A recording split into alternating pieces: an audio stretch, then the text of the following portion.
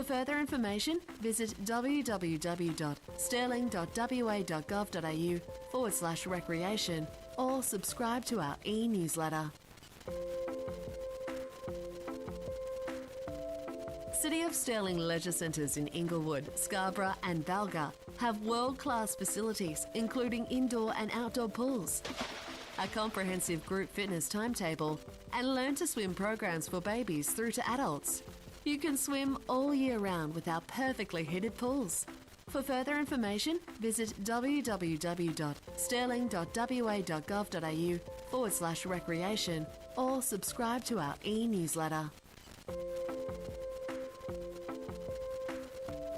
City of Stirling leisure centres in Inglewood, Scarborough and Balga have world-class facilities including indoor and outdoor pools, a comprehensive group fitness timetable and learn to swim programs for babies through to adults. You can swim all year round with our perfectly heated pools. For further information, visit www.stirling.wa.gov.au/recreation or subscribe to our e-newsletter. City of Stirling leisure centres in Inglewood, Scarborough and Balga have world-class facilities including indoor and outdoor pools, a comprehensive group fitness timetable and learn to swim programs for babies through to adults. You can swim all year round with our perfectly heated pools. For further information, visit www.stirling.wa.gov.au/recreation or subscribe to our e-newsletter. City of Stirling leisure centres in Inglewood, Scarborough and Balga have world-class facilities including indoor and outdoor pools, a comprehensive group fitness timetable and learn to swim programs for babies through to adults. You can swim all year round with our perfectly heated pools. For further information, visit www.stirling.wa.gov.au/recreation or subscribe to our e-newsletter. City of Stirling leisure centres in Inglewood, Scarborough and Balga have world-class facilities including indoor and outdoor pools, a comprehensive group fitness timetable and learn to swim programs for babies through to adults. You can swim all year round with our perfectly heated pools. For further information, visit www.stirling.wa.gov.au/recreation or subscribe to our e-newsletter.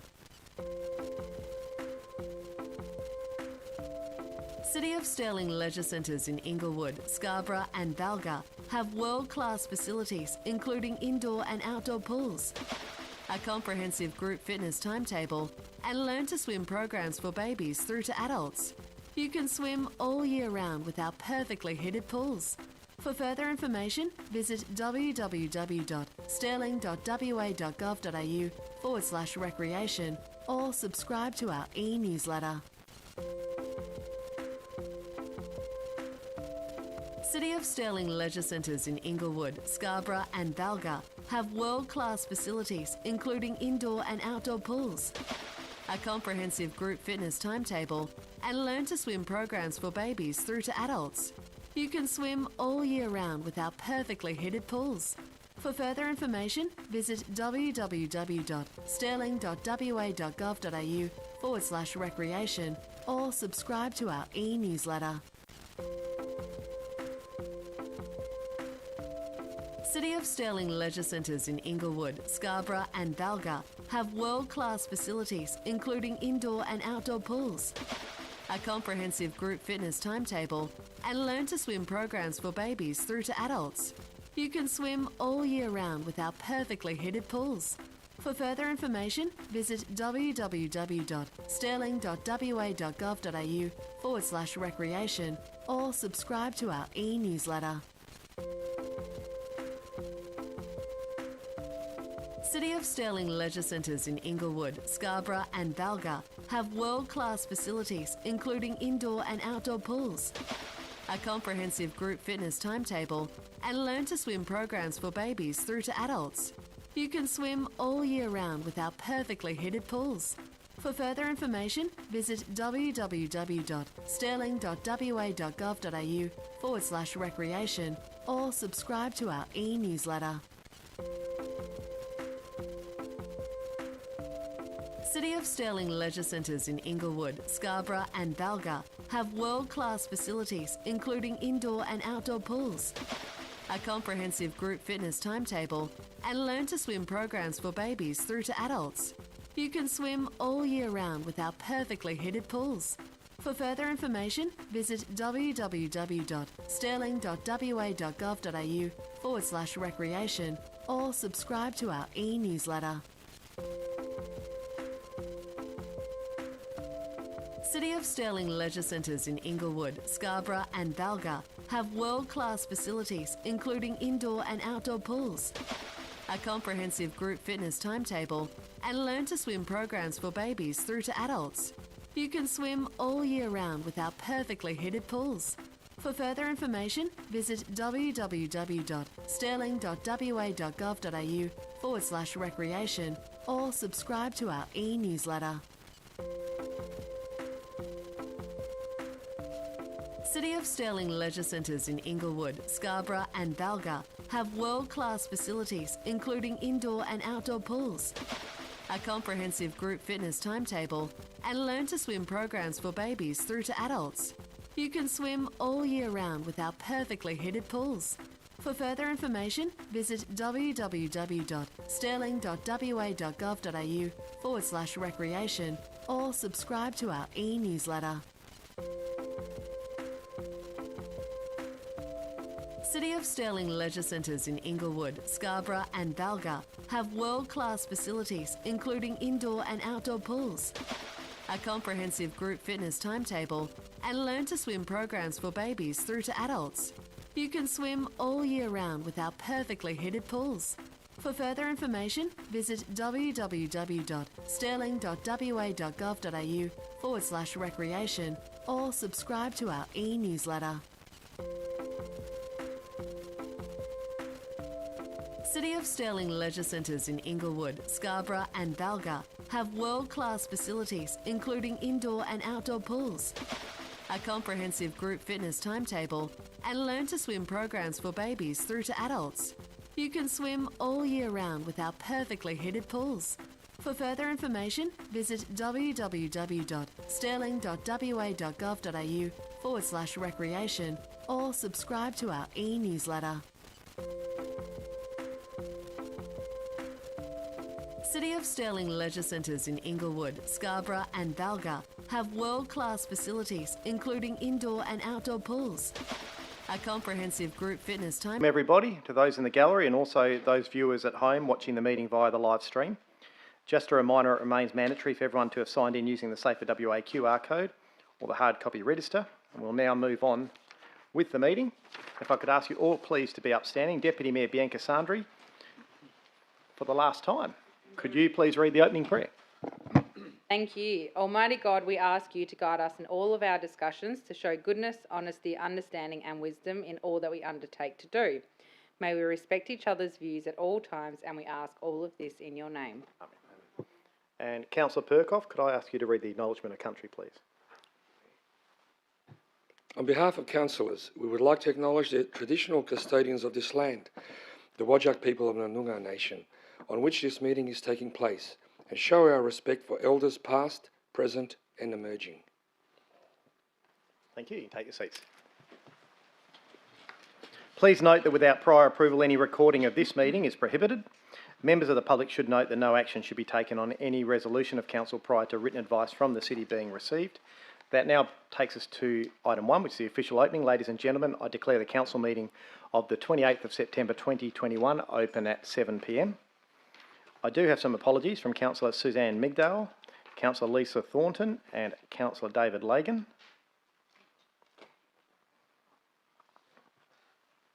Approved leave of absence from Councillor David Lagan. Item 4, disclosure of interest. Councillors, there are no disclosures from last week's Community and Resource Committee meeting. Are there any disclosure of interest this evening? Councillor Spagnolo. Thank you, Mr Mayor, and apologies for the late entering. I need to disclose an interest in item 13.1, the Churchlands Green. The nature of the interest is impartial, and also the fact that I have children attending a local school in the vicinity. Thank you. Thank you. You got the paperwork. Any other? No. Item 5, petitions. I have nil. Councillors, do you have any petitions? Councillor Ree? Yes, thank you. The City of Stirling, no, we the undersigned respectfully request that the City of Stirling Council formally pass a motion that the City of Stirling confirms that the name of the City of Stirling shall remain for perpetuity for the following reasons: the cultural significance aligned to the people who have lived and have called City of Stirling and the suburb Stirling and their street address Stirling their home and place. Secondly, the huge financial impact that would be placed upon the ratepayers and the residents of the City of Stirling if the name Stirling was changed on all crests, building, roads, facilities, etc. Thirdly, the name Stirling is associated with different number of innocent people and places, etc. today and in the past, and those who have contributed to the history of Australia and in the world, and these people should be respected and their own history and values not lost or compromised. 125 signatures. Thank you. Do I have a mover and a seconder to accept that? Move Councillor Ree, seconded Councillor Proud. Just a show of hands, councillors. That's unanimous. Thank you.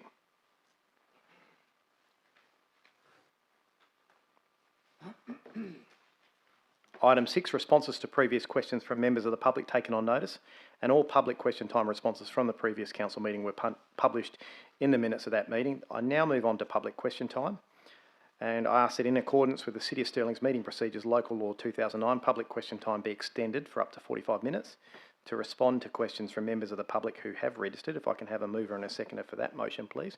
Move Councillor Sandry, seconded Councillor Farrelly, and just a show of hands again. That's okay, and that is unanimous. Thank you. I will now move on to public question time.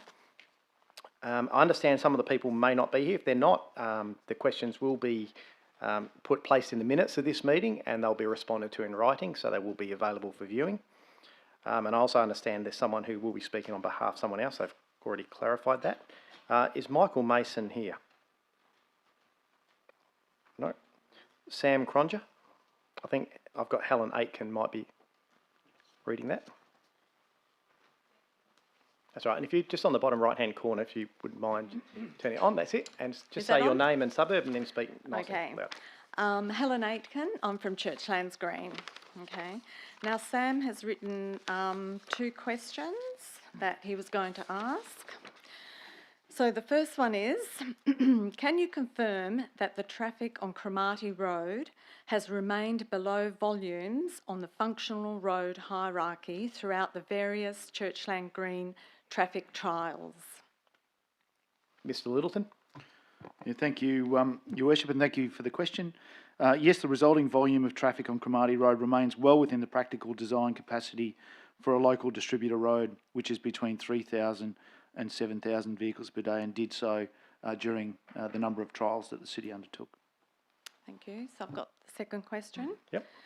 Can you please outline the extent of community consultation over the past 2 years for the trials? Yep. Mr. Littleton. Over the last 2 years, the city has undertaken a significant amount of consultation with residents within and outside of the Churchlands Green subdivision in relation to non-local traffic through the subdivision. This included the following: consultation in June-July 2019 with more than 700 residents of Churchlands and Floriat seeking feedback on the proposal to modify the intersection of Empire Avenue and Cromarty Road. This consultation included direct mail-outs to all residents. Consultation in February-March 2020 with 390 residents from Churchlands Green subdivision seeking feedback on preferred traffic management options.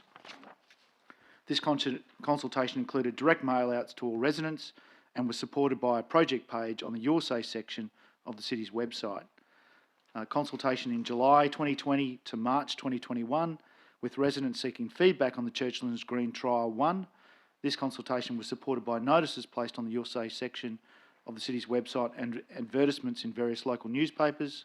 And finally, consultation in July to September 2021 with residents seeking feedback on the Churchlands Green Trial number 2. This consultation was supported by notices placed in the Your Say section of the city's website and electronic notices distributed to all respondents to trial 1 that indicated they wished to be kept informed of the project. Thank you. Okay, so there was Sam's questions. Can I ask my own now? Yeah, certainly. Okay, Helen. sure. Yep. In your report that was on the agenda for the 28th today, it says heavy vehicles using the roads within the subdivision are classified as of right vehicles. So these vehicles are permitted to use the roads within the subdivision as public gazetted roads without the need for a special permit. Yet in the city's own functional road hierarchy, it clearly states local access roads, which University Avenue is classified and is only 6 metres wide. Truck routes is stated as no, and heavy vehicles stated as only to serve properties. Can the council please explain the discrepancy? Mr Littleton? Thank you, Mr Mayor. The city's functional road hierarchy is an overarching document that provides guidance on the preferred treatments and conditions for various categories of roads. The city maintains that it is not desirable for local access roads to be utilised as designated truck routes, and University Avenue is not considered to be a designated truck route. However, that is not suggesting that there will not be incidental use of such roads by heavy vehicles, as there are often legitimate reasons for heavy vehicles to utilise these roads to service abutting properties. Okay. Thank you. Thank you. Robert Warman?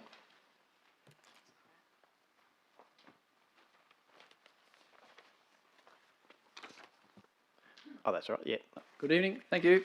And just your name and suburb, please. Robert Warman, University Avenue, Churchlands. Thank you.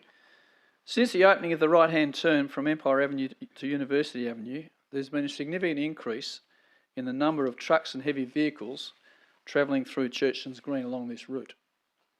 We understand the modifications by the City of Stirling at Empire Avenue, University Avenue were limited by 1, safety factor, and 2, a lack of cooperation from the town of Cambridge.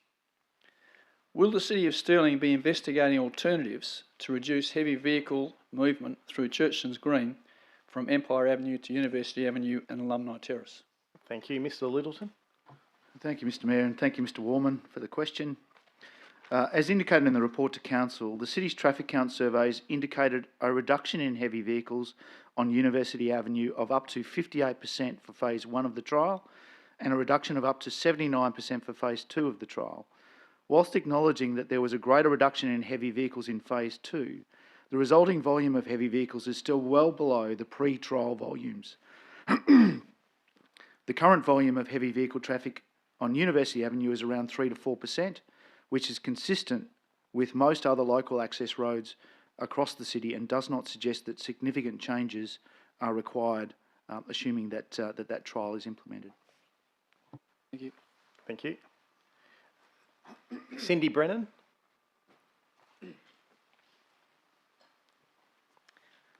Good evening, Cindy Brennan from Churchlands Green. Thank you. As a resident of Penata Mews, fronting onto Pearson Street and adjacent to the trial no right-hand turn into Alumni, I would like to ask councillors if they are aware of the significant improvement in safety for motorists, children on bikes and pedestrians crossing that intersection since the trial began, due to the reduction in the volume of traffic entering the estate at school drop-off time. Thank you. Mr Littleton? Thank you, Mrs Brennan. The purpose of the trial and the treatment, should it be endorsed, is to reduce the amount of through movement or rat-running traffic travelling through the estate, and indications from both phases of the trial suggest that closure of the right turn at Pearson Alumni has achieved that outcome. The reduction of traffic will certainly improve safety for users, pedestrians, the like. Thank you. Thank you. Oh, sorry, did you have a second question? I did, but that's fine. Okay. Sure.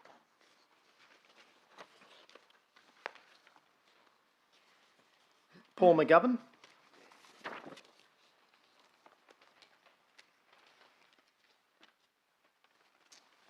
My name's Paul McGovern. I live in Churchlands Greens also. Referring to the Council's data in respect to the online survey conducted relevant Stage 2 Option 3, it reveals that there was a winning support within the subdivision for both right-hand turns to be permanent.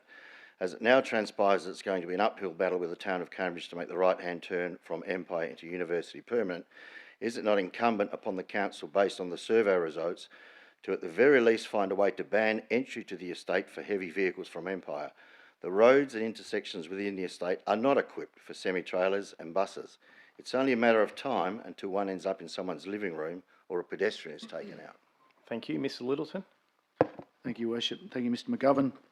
The City believes that the modifications of Pearson alumni, so the current recommendation, represents the best outcome from a broad traffic management perspective. The City does not have enforcement powers when dealing with oversized or restricted vehicles travelling on roads where they are not permitted. Whilst the movement of these vehicles on local roads is undesirable, the traffic surveys show these vehicles are generally travelling at low speed, and the likelihood of these vehicles leaving the roadway are considered to be low. Thank you.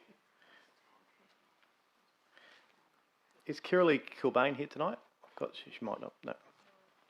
Mark Pavicic.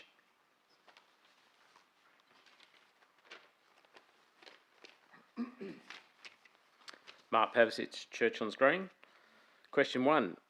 Would the CEO, Mayor or Councillors advise why the Churchlands Green Road Trial Discussions vote was brought forward to tonight's meeting given the following? The original meeting was scheduled for November 2021. The City of Stirling is in election caretaker mode. The City of Stirling bypassing the committee meeting needed for a council meeting, and scheduling tonight's meeting during school holidays period. Sure. So following the original advice, and as you're aware, Mr Pavicic, because we've had discussion about this, there was a lot of community interest in ensuring that this didn't drag out. There are a lot of emails and phone calls received asking for it to be brought forward so that it became public on the agenda and so that the community could see the results of the trial. The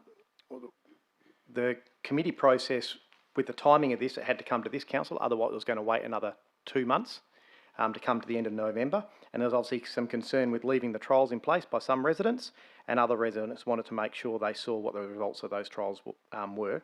So it was deemed better to bring it into an open forum like this.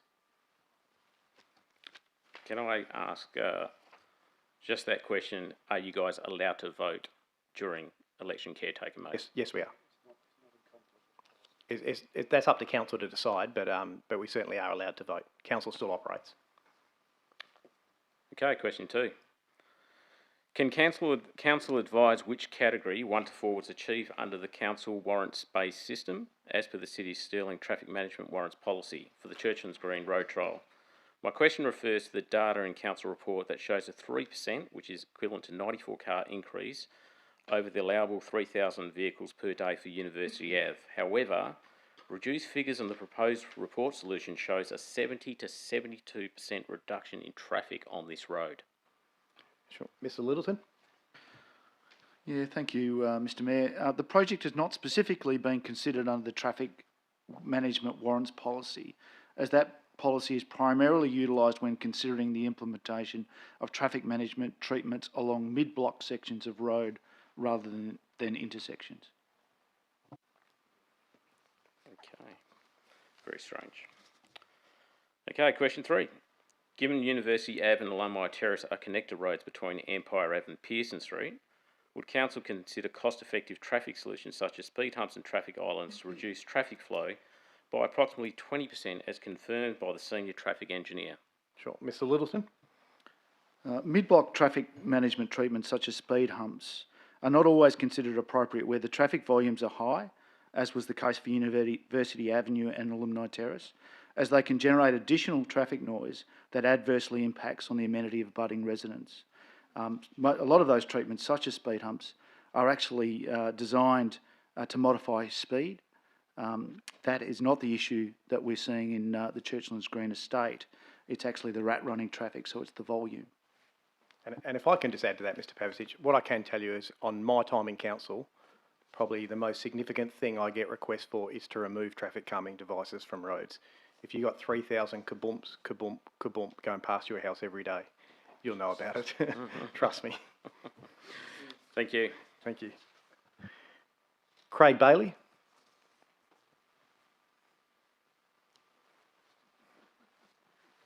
Did you like the sound effects? Yeah, yes, good.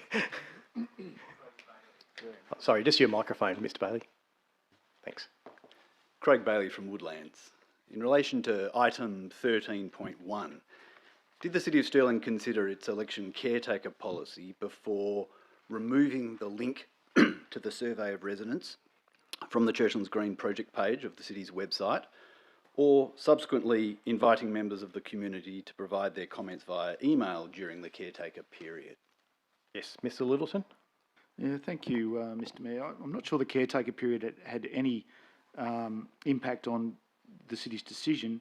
The removal of the link to the most recent consultation survey was a decision made following completion of the trials and to provide officers with sufficient time to prepare the report for Council's consideration. It had always been articulated that this report would come to the September Council meeting. Again, in relation to item 13.1, given the City's executive team previously stated that the contentious nature of this matter meant there were significant risks if this matter was to be decided by Council while in caretaker mode, and that delaying the presentation of the report until after the upcoming elections, and this is a quote, should assure all residents that nothing is being rushed through Council, end quote, on what exception under the election caretaker policy does Council now consider itself able to make a decision on this item during the caretaker period? Yeah, I can probably answer that one for you, Mr. Bailey. Look, that certainly is a decision that Council will make this evening, and they may wish not to. But I think it's important to note that there was no intention to rush. Look, most of us have no skin in the game with this, I can tell you. There's no hidden agenda to try to traffic calm areas of Churchlands. This has been on the agenda for a couple of years though now, so it's not something that's being instigated in terms of a budget item or a new issue. So it was felt more important that it becomes something that's in the public realm. And third question, again in relation to item 13.1, given the option recommended in the City's report was supported by only 13 of the 143 respondents to the City's survey, representing just 9%, whereas the option of no permanent treatment was supported by 73 respondents, or 51%, does the Council seriously intend to make the recommended traffic modifications permanent? Thank you, Mr. Littleton. Thank you, Mr. Mayor. The City acknowledges that there are groups of residents that are both strongly supportive and strongly opposed to the closure of right turns at one or both intersections. However, the officer's recommendation has been made on the basis of providing the best balance between addressing the concerns of high non-local traffic volumes through the subdivision, whilst also maintaining a reasonable level of accessibility for those residents within the subdivision. So ultimately, Council will make its decision tonight, but the officer's recommendation is based on the information that it's gleaned from the trials. Thank you. Thank you. Mr. Wheeler, Simon Wheeler. Good evening, Mayor and Councillors. Simon Wheeler, Scarborough. Mayor Owen, I'd like some clarity on the City's election caretaker policy, which notes in 3.12 under the heading of media attention that elected members must not use their role, city resources or their access to council information to gain media attention in support of their or another candidate's campaign. So my question is, does media in this policy include social media, given many elected members, including yourself, Mayor Owen, are using their position to support selected candidates? Can we please have some clarity on this? Yes, Mr. Blanchard. Thank you, Mr. Mayor and Mr. Wheeler. The caretaker election policy applies to City of Stirling social media sites, none of which are being used for electoral purposes. There is nothing inappropriate about an elected member using their own social media site to support candidates in the election. To quote the Local Government Standards Panel, it is not unreasonable for a mayor or any other elected member to support a particular candidate for a local government election. Good, fantastic, thank you. The second question, the Mayor will recall that the KRRD group requested several times that the City engage legal advice for the recent DAP meeting in regard to the Karrinyup West residential developments. The Mayor may also recall that the opinion of the City is that there were no legal issues requiring clarification, despite the DAP making its intentions quite clear in May.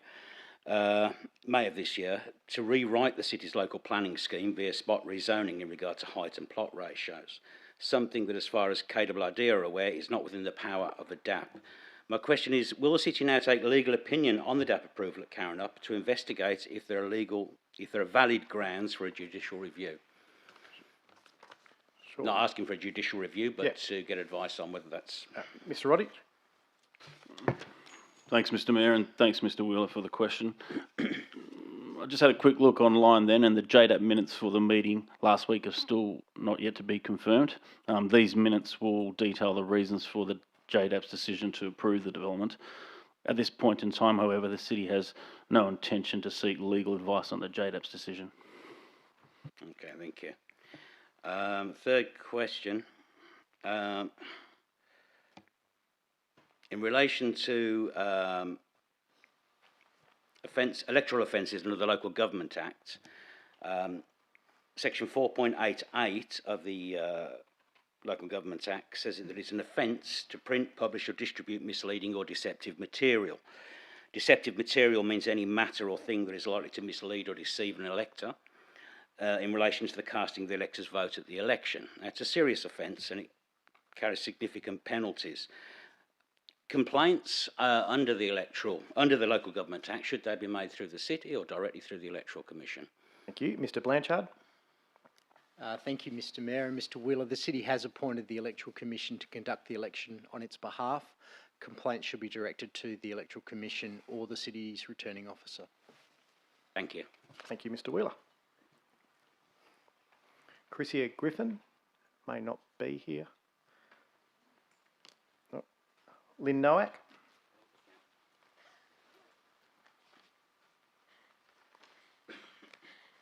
Evening, Mayor, councillors. Evening. My questions refer to the JDAP meeting that was last Thursday, at which most of us were present. Question number 1. Given that the 3 independent JDAP panel members have their own vision for the Karrinyup Regional Centre, one that is far different to the city's existing town planning scheme and local government policy, shouldn't JDAP panel members provide significantly more detail on what their vision is? Personally, I'd love it. Or will we have the same conflict when 12, 15 or 24-storey proposals come forth regarding the North Court piece of land is lodged by the developer, which will no doubt be expedited now whilst things remain in their favour? Thank you. Mr Roddick? Thanks, Mr Mayor, and thanks, Ms Noak, for the question. As I stated before, the minutes haven't been confirmed. The JDAP do need to provide reasons. They don't need to provide, I guess, comments about the vision for the area, but they need to provide reasons of why they didn't decide to go with the city's officer's recommendation. Well, in that case, number 2, can the city please invite the 3 independent JDAP members to the upcoming community consultation sessions, which may be beginning in about the 3rd week of October, I understand, so that they can explain to me their decision and grand vision to the city and the community, as any consultation and subsequent retrofitting planning amendments would be a waste of ratepayers' money if it does comply with their grand vision. Yes, happy to invite them. I'd be interested in hearing it too. Great. Thank you. Thank you. Do I add in here, I've already sent them a letter and invited them? Good. Thank you. Most of the councillors make me write the letters, so that's quite good, Ms Noak. Question number 3. In the recent JDAP deputation, Mr Greg Rowe from Rowe Management stated that the 9, 15 and 24-storey proposal was ahead of the game and that the city will eventually amend its planning framework. Clearly he knows more than you do. In fact, Mr Rowe went on to say that there will be a short to medium term disconnect in built form between the shopping centre and the surrounding residential area. As a resident located in that area, within the Karrinyup Regional Centre, can you please confirm how long is short to medium term disconnect? Yes, Mr. Roddish. Thanks, Mr. Mayor, and thanks, Ms. Noack. I can't speak on behalf of Mr. Rowe. He has his own view on, I guess, what he sees the planning framework for Karrinyup. All I can say is that in August, Council endorsed a report to carry out a visioning exercise for, I guess, the future of the Karrinyup Activity Centre. You're right in that the first workshop is scheduled for late in October. Further workshop I expect to be before the end of the year, and probably an open day early in the new coming year. From that, if that goes well, and there is an appetite for the community and the city to look at changes to the planning framework, we'll look at those planning instruments and go through the planning process. In that report in August, we talked about that if things go smoothly, which sometimes doesn't happen in planning, that we would have some changes to a planning framework by late 2022. Long time. Thank you. Thank you. Samara Kemp.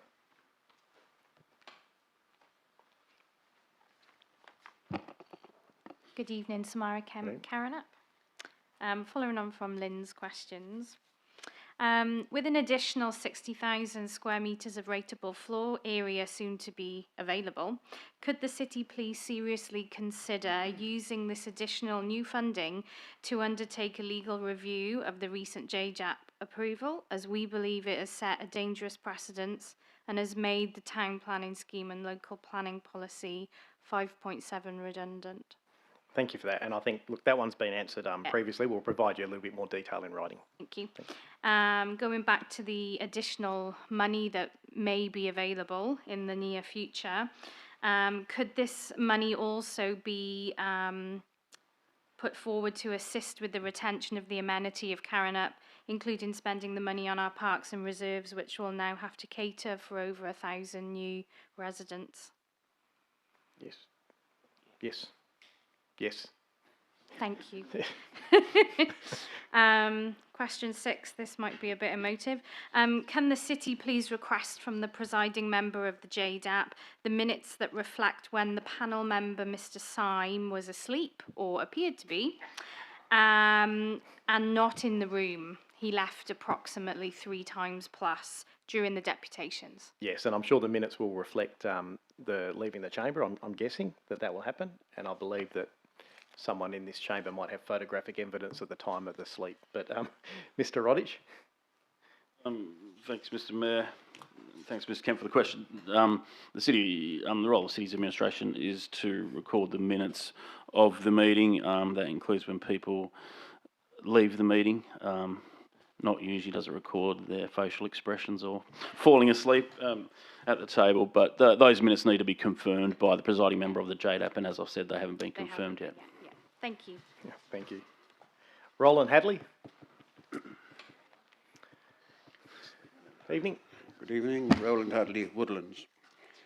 On behalf of the Ewan Street Community Group, can the city provide detailed information as requested at the 3rd of August council meeting regarding a payment of $991,000 made to the Densford Civil Construction Company, a promise, I recall, made by the finance manager?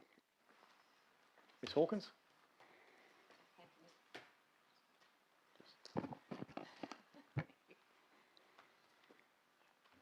Thank you, Mr. Mayor.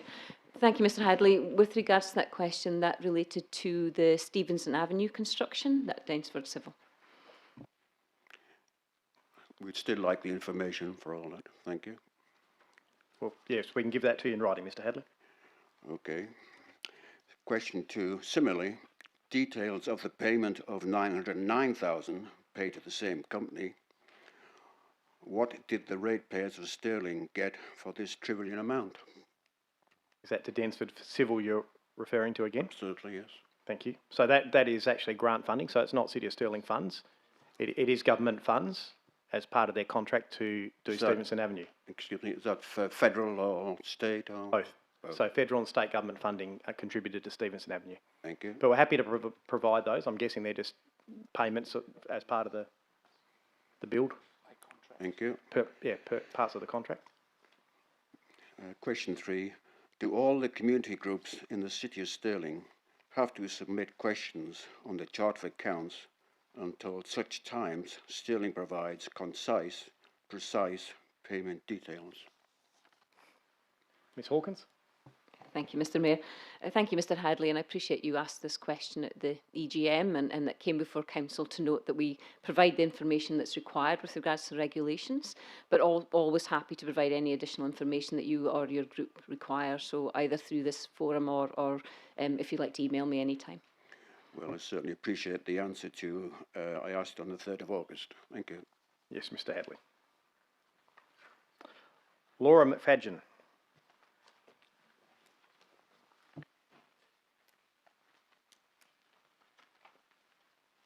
Thank you. Just your name and suburb, thanks. Good evening, Mayor and Councillors. Laura McFadgen, Wembley Downs. I'm just after some clarification to responses given by Council during public question time towards the recently approved childcare centre in Wembley Downs regarding the required written notification of the proposed development and the issue that notification wasn't needed to be given within 200 metres minimum. The response that was given was the manager development services advised that it was the surrounding neighbours, so it was not the 200 metre radius. The regulation that came in February this year effectively put on pause the policy that the city had in relation to the 200 metre radius, and the city was required to comply with that regulation, which were affected neighbours immediately adjoining the subject site. During a council meeting on 8th of June, Councillor Adam Spagnolo asked for clarification of the City of Stirling policy on advertising now during the time of amended regulation. I believe it was Amanda Shear's response is the policy is overridden by the regulation which officers must follow, to which yourself, Mayor Mark Irwin, asked for clarification of that, and it seemed the response was 200 metres and it seemed to be agreed. So listening to the meeting, it seemed as if 200 metres was what officers needed to follow. Without being a detective or a super sleuther, I tried to find the regulations. In the WA government proposed changes, it seems during this time it states, in regards to public consultation, the new consultation requirements on advertising must include signage and written notifications to owners and occupiers within a minimum 200 metre radius of the site. If the City of Stirling position is that written notification wasn't required to a minimum of 200 metres in this proposal, can I please be provided with the specific regulations details that support this? Yes, you certainly can. We'll make sure you get all of that in writing to show you what the regulation is. Yes. Thank you. My second question regarding the proposed development of the childcare centre. The issue was called in by a councillor on the 15th of June, and in my limited understanding is that the City of Stirling policy is the proposed development would then be discussed at the next Planning Committee meeting. There were 2 Planning and Development Committee meetings, 10th of August and 7th of September, before the JDAP scheduled meeting, but the proposed development was never placed on these committee meeting agendas. Instead, the Council simply placed it on the Council meeting agenda for the first time on the 14th of September, which was only 3 days before the scheduled JDAP meeting, and subsequently voted to not discuss the issue due to the contentious nature, and the Council had gone into caretaker mode. The Council wasn't in caretaker mode during the 2 months the planning and development meetings were held, when the called-in proposed development could and should have been discussed. Why wasn't the proposed development placed on the agenda of either of the 2 Planning and Development Committee meetings, 10th of August, 7th of September, after it was called in on the 16th of June, and instead only placing the item on the Council agenda meeting for the first time, 3 days before the scheduled JDAP meeting? So thank you for that question. Look, normally JDAPs do not come to Planning and Development Committee meetings. They come straight to Council. So that is a normal process. During that process, whilst the development application had been submitted to Stirling, the City of Stirling officers, it was under assessment during that time. So there was nothing to come to Council or for Council to consider. So all Council's role is to endorse or not endorse or support the officer's recommendation or the RAR, which goes to JDAP. They were still performing that RAR and asking for information from the developer during that whole process. Okay, thank you. Thank you. Daniela Iron.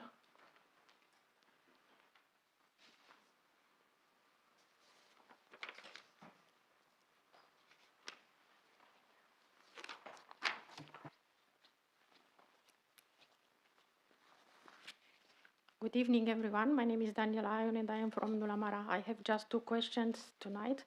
Could you please advise if there is a criteria for cost and maintenance agreements of sporting club ovals?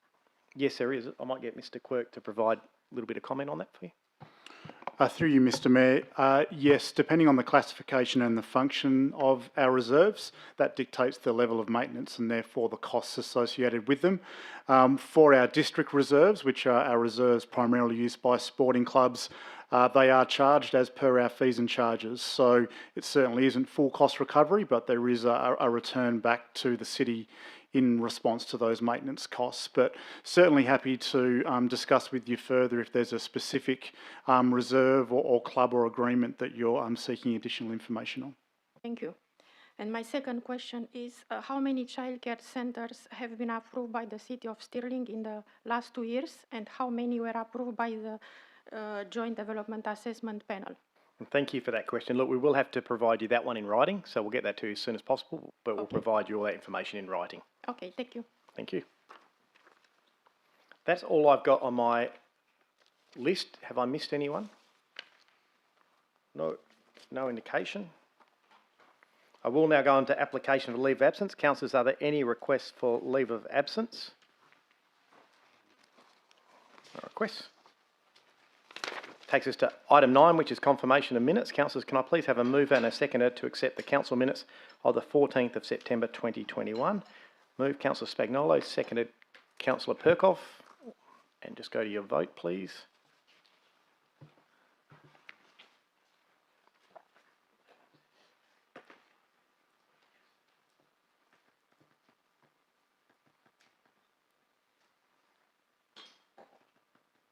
That is carried, with Councillor Reid voting against the minutes. I'll now go to announcements by the presiding member. And with your indulgence, I will just make a couple of announcements tonight. Normally I'd wait till the last council meeting of this council to make a few announcements. But as you're all aware, I've taken a leave for that council meeting as it's on the 12th of October, which is my mum's 80th birthday. And so I've got to prioritise my mum.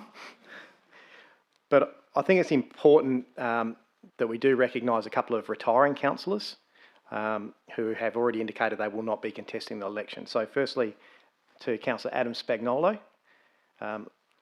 Whilst I haven't prepared anything, Adam, for a big speech, I would like to thank you on behalf of the community for your work over the last 4 years. It's been a pleasure. You're obviously no stranger to councils, and coming back onto council, you've brought a wealth of experience. We all know a story that Councillor Spagnolo has told us about the good old days, and there's often a great moral in those stories about looking after the community. Adam, you came back onto council with some strong mandate in terms of what you told the community about reducing rates, improving the culture, specifically with the planning and development department, and I'm sure that you'll leave council very proud of what you've achieved in that area. You've certainly been successful with that. Other things I can think about is your work with Main Street to get that to a stage where there's now funding on the table and some real progress in the future.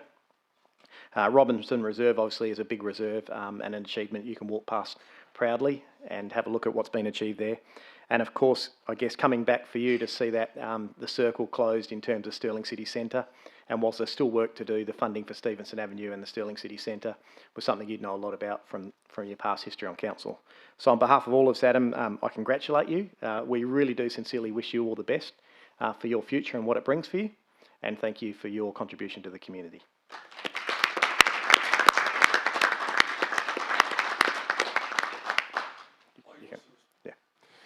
Thank you very much. Thank you very much, Mr Mayor. And thank you for those very kind words. Look, I first joined the City of Stirling in 1983. I think some of my peers might not have been born at that time. But look, I've really enjoyed every moment of the 26 years that I've spent on council. I've made some great friendships. I've established some great personal things that I wasn't able to do. My own personal development has all been a part of the City of Stirling. And look, I had a break from the City of Stirling for about 12 years. I rejoined, as you've said, in 2017. And in the course of that time, I joined the city because I wanted to. I was elected to the city. I wanted to take care of some matters which you've alluded to.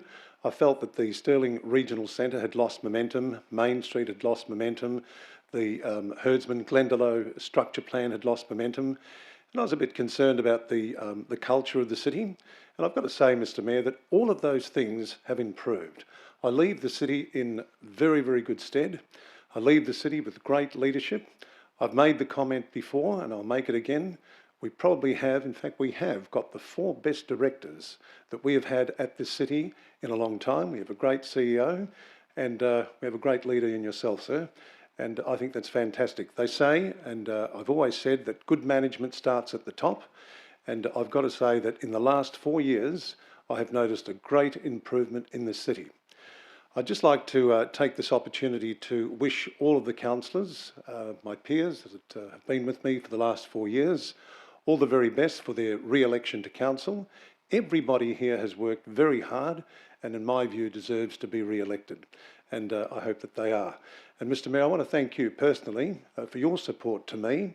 I want to thank the officers for their support to me. And I want to thank the ratepayers of the City of Stirling for the support that they've given me in re-electing me to council in 2017. Thank you. Thank you. And I can probably finish by saying we'll also miss that beautiful, smooth radio voice. I would now also like to acknowledge Councillor Caddy. I guess we've got a special relationship, having shared the Coast Award for my first 4 years on council, and certainly benefiting from your experience in that area, Councillor Caddy. I know that if I asked you what your proudest achievement would be, I'm sure it'd be your work overseeing, as part of a council, the fantastic redevelopment of Scarborough, right through from the early days, not only the pool but the whole precinct, and the changes that have occurred down there and the investment from the city. And I know there was a long battle, and I know it was other councillors involved as well, but I know you're a massive advocate for the area, and to see something better happen there. I think the thing I've also noticed about you is your ability to get across all the clubs and groups, especially within the Coastal Ward, but your way you've been able to build capacity across all those groups, support those clubs and those groups and make them feel really appreciated by the city, has certainly been inspirational to watch. I know it crosses not only the sporting clubs but right through to the different environmental groups and providing them support. I think one of the things this council will miss, Councillor Caddy, from you is your balanced, pragmatic and sensible approach to agenda items and council debate. And I know the officers of the city will have certainly appreciated that too. But also, I really, truly believe you've lifted the level of not only the way we do our financial reporting, but also our integrated planning and reporting, and the integrity you've brought to that process. And I think that's something you can certainly leave the city in a much better place for. So thank you for everything. We're certainly going to miss you around the table.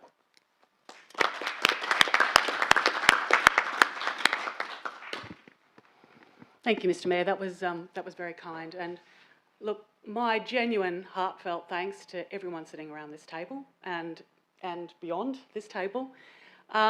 It's been an amazing 8 years. This is a really good organisation and we're a really good team. The group of professionals that we have that provide us advice and support day in, day out makes us able to do our jobs, and it's outstanding the work that goes on in this city. The group of people around this table, I'm pleased to call you friends. I think we've worked together incredibly well. It's been a great team effort, and I've certainly enjoyed, every minute of the 8 years that I've been on here. It's a bit sad to be leaving. I hope I can stay in touch, because there's still, I think, an awful lot of great stuff to do here, but on a personal note, I have to move on and do some other things with my life and free up some time for family and for other commitments. So I do wish you all the very best. I thank you most sincerely. And I echo the words of Councillor Spagnolo. I think the city is in a really, really strong position. I think we do some great work, and everybody as part of this organisation can be very rightly proud of the organisation that is the City of Stirling. Thank you. And I do thank the members of the gallery for your indulgence, because I have one more quick one. It wasn't intended tonight, it's just the way it's worked out. Potentially there might not be the next council meeting because of the no agenda at this stage, so we're not sure. So I think it's also appropriate that I thank you, Councillor Sundry, the Deputy Mayor. It's a role that, you know, we've rotated every 2 years. So Councillor Sundry came in for the last 2 years of my term. You've been a fantastic support to me in this role. You've brought a level of fun and vibrancy to the role that I think we've never seen before. And I know it's appreciated specifically with your role in terms of the citizenship ceremonies. And I know we saw a lovely message that a member of the community sent to the city recently, just expressing how special you made that special occasion for them. So you've certainly brought some fun to that role and a level of professionalism. What you've also brought to this council, I guess, you know, in the board capacity, is that expertise in town planning that I think, you know, there's not a councillor here who hasn't appreciated leaning on you for a bit more knowledge or some advice. And that's something that I think any great board would look for, is expertise in fields of something they deal with on a regular basis. We have certainly appreciated that, and we've appreciated your business nous and your knowledge in real estate and property, so many things that the council deal with on a daily basis. You've been an ambassador for town teams and placemakings. In fact, it's probably something I didn't know a lot about until you came on council and started stirring us up and telling us we had to put milk crates in car parks and call them parklets. But look at us now. You know, I think we've embraced it and it's become part of business as usual. So we thank you for your ambassadorship in that. Look, it really has been a joy working with you. I've really enjoyed it. I know the city's a better place for having you as Deputy Mayor. If there was one thing I was going to criticise you on, it'd be your golf game.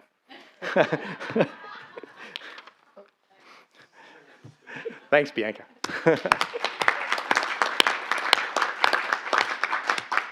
And lastly, to all of the councillors, I know several of you are up for election. I really do sincerely say it when I say I've appreciated this council. It has been, you know, it has been a real pleasure. I often talk about you in the community and say that there would be many boards who'd be very proud to have you sitting around the board table with the diversity of expertise and knowledge.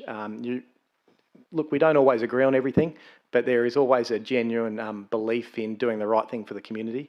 And I think we work pretty well together as a team. You should all be proud of yourself. And I really do sincerely wish those up for election all the very best of luck. Give yourself a clap.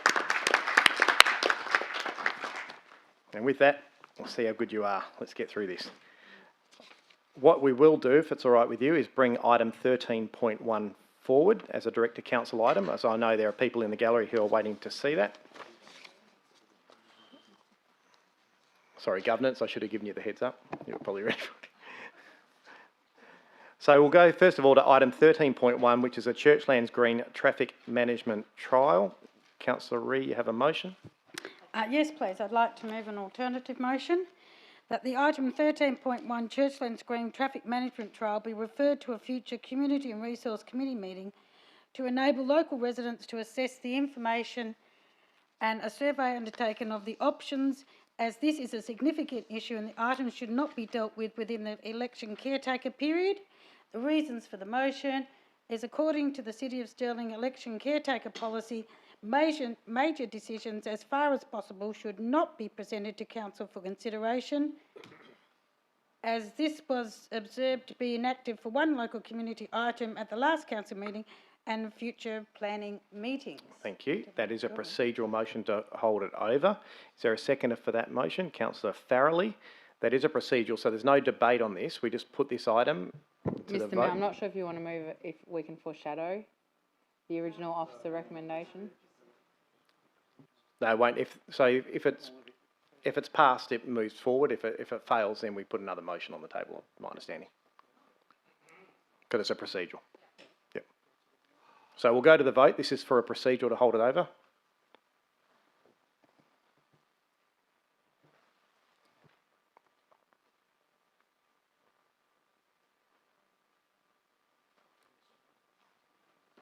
No, something's not right there.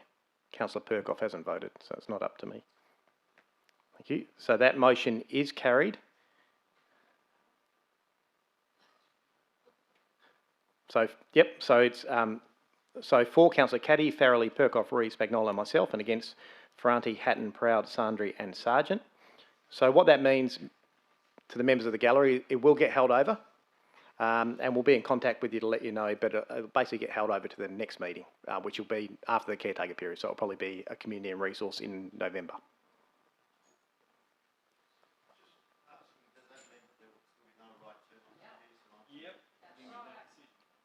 Yeah, so this is just a council resolution now.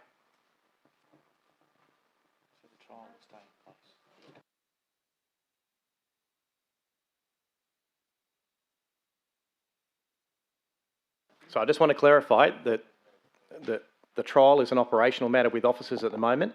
This motion is about the permanency. So no decision has been made on whether there's going to be a permanent solution right now.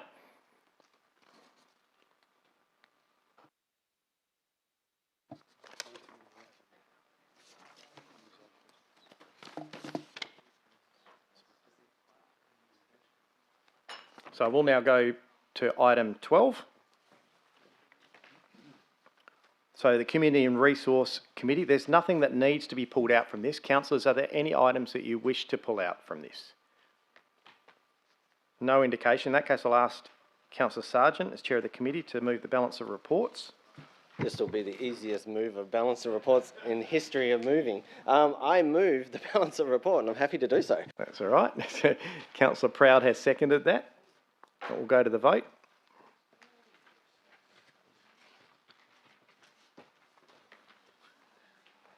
And that is unanimous. Thank you, councillors. We'll now go to item 14, motions of which previous notice has been given. We have nil. Item 15, notice of motion for consideration at the next meeting. Councillors, as we're currently in caretaker, their notice of motions are not permitted to be raised or considered unless there are exceptional circumstances. Item 16, questions by members of which due notice has been given. I have nil. Item 17, new business of an urgent nature. I have nil. Item 18, matters behind closed doors. I have nil. Item 19, closure. So I now declare the meeting closed at 7:53 p.m. and thank you all for your attendance. To those people at home watching, we apologise it's been so quick if you were hoping for a night of entertainment. And see you later.